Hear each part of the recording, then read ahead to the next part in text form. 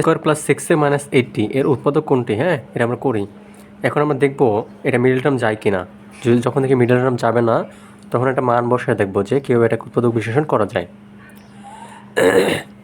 এটাকে মিডল টার্মে যাবে না, ঠিক আছে। এটাকে আমরা কী করবো, কোনো একটা মান বসে দেখবো যে কীভাবে এটাকে উৎপাদকে করা যায়, ঠিক আছে।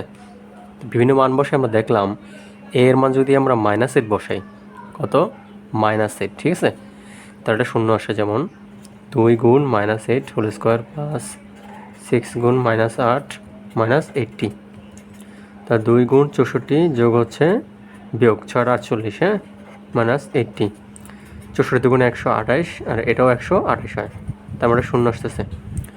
তার মানে আমরা যদি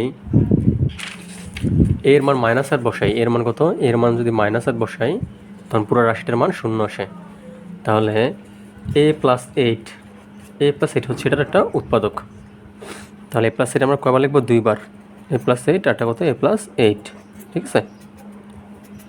তা আমাদের কত টাকা 2a স্কোয়ার, তাহলে আমরা 2a নিব আগে। তাহলে 2a স্কোয়ার প্লাস কত আসছে, 8 দুগুণে 16a, বাট আমাদের 6 দরকার, তাহলে -10 দিতে হবে, -10a, 8.80, ঠিক আছে।